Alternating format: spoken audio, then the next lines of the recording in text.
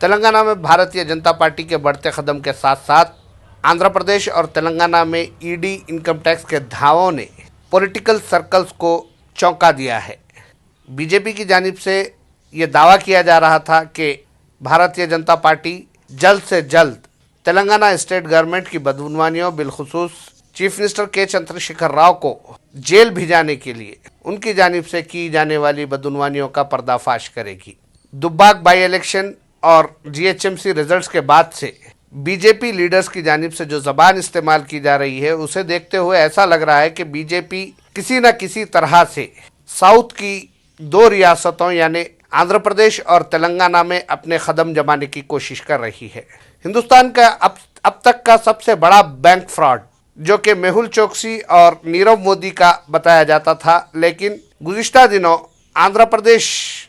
से ताल्लुक़ रखने वाले टीडीपी के फार्मर एमपी सांबा शिवा राव की कंपनी ट्रांस स्टोरी का बैंक फ्रॉड मंजर आम पर आया, लेकिन ये कोई ज़्यादा चर्चा नहीं की गई। मगर ये बैंक फ्रॉड हिंदुस्तान के बैंक फ्रॉड में अब तक का सबसे बड़ा बैंक फ्रॉड माना जा रहा है। ट्रांस स्टोरी नामी कंपनी ने हिंदुस्तान के मुख्तलिफ बैंकों से 7,926 करोड़ रुपये हासिल किए हैं और इस कंपनी ने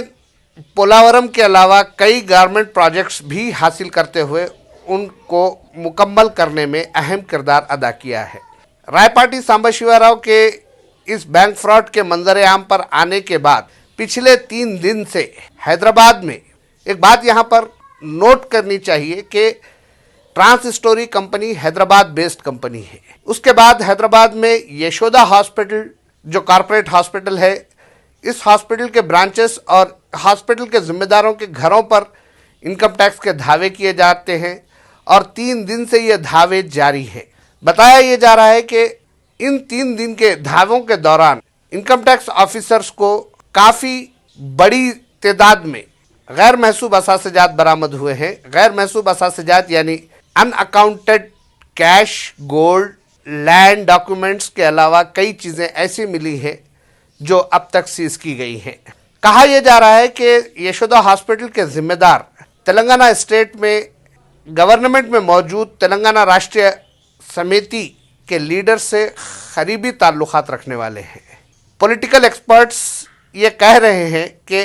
बीजेपी ने इनकम टैक्स और ईडी के ज़रिए तेलंगाना और आंध्र प्रदेश में वाईएसआरसीपी, टीडीपी और टीआरएस के लीडर से करीबी ताल्लुकात रखने वाले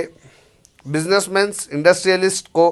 निशाना बनाना शुरू कर दिया है। बीजेपी की ये कोशिशें कहाँ तक कामयाब होती है इसका अंदाज़ा तो नहीं लगाया जा सकता, क्योंकि टीआरएस की जानिब से इनकम टैक्स के इन धावों को मुस्तरद करते हुए ताल्लुकात से इनकार किया जा सकता है। लेकिन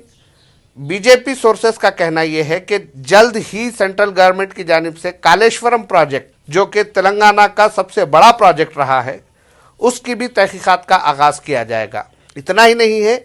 बल्कि तेलंगाना से ताल्लुक़ रखने वाले सेंट्रल मिनिस्टर जी किशन रेड्डी तेलंगाना गवर्नमेंट से बार बार ये मुतालबा शुरू कर चुके हैं कि वो स्टेट की वक्फ प्रॉपर्टीज़ के मामले में सीबीआई तहकीकात का ऐलान करे। किशन रेड्डी जो सेंट्रल यूनियन होम मिनिस्टर हैं, उनकी जानिब से इस तरह का मुतालबा किया जाना इस बात का इशारा है कि सेंट्रल गवर्नमेंट किसी भी वक्त इस सिलसिले में कोई फैसला कर सकती है। वाज़ेह रहे कि सेंट्रल गवर्नमेंट ने उत्तर प्रदेश में वक्फ प्रॉपर्टीज़ की तबाही के सिलसिले में सीबीआई इंक्वायरी का आगाज़ करते हुए वक्फ काउंसिल की रिपोर्ट का सहारा लिया था और इस सिलसिले में कई मुकदमात दर्ज किए जाने के इम्कान पैदा हो चुके हैं। अगर तेलंगाना में वक्फ जायदादों की तबाही के सिलसिले में भी अगर सेंट्रल गवर्नमेंट की जानिब से संजीदा इक़दाम किए जाते हैं तो ऐसी सूरत में कई वक्फ ऑफिशियल्स इस तबाही के ज़िम्मेदार करार दिए जा सकते हैं और उनके खिलाफ कार्रवाई हो सकती है। वक्फ जायदादों का मसला,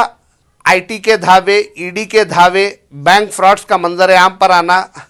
1 महीने के अंदर अंदर जो सूरत हाल तेलंगाना और आंध्र प्रदेश में पैदा हो रही है, अगर इस सूरत हाल को देखा जाए तो ऐसा लग रहा है कि भारतीय जनता पार्टी किसी भी रास्ते से तेलंगाना राष्ट्रीय समिति को बचने का कोई मौका फराहम करने के मूड में नहीं है। तेलंगाना में बीजेपी लीडर्स की अगर मसरूफियात का तजिया किया जाए तो रोज़ाना बीजेपी एमपी किसी न किसी सरगर्मी में मुलविस है।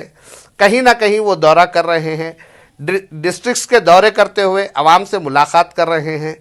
दूसरी जानिब BJP leaders government employees, teachers unions और उन लोगों को जिनसे टीआरएस ने वादे किए थे और पूरे नहीं किए, एक जा करने की कोशिश में भी मसरूफ़ है। इन तमाम सरगर्मियों को देखते हुए ऐसा लगता है कि भारतीय जनता पार्टी ने तेलंगाना में इख्तिदार हासिल करने की मंसूबाबंदी शुरू कर दी है, बल्कि वो अमली कोशिशों का आगाज़ कर चुकी है। बीजेपी की ये कोशिशें कामयाब होती हैं या नहीं, ये बात अलहदा है, लेकिन इन हालात में तेलंगाना राष्ट्रीय समिति के लिए मुश्किलात ज़रूर खड़ी होने लगी है।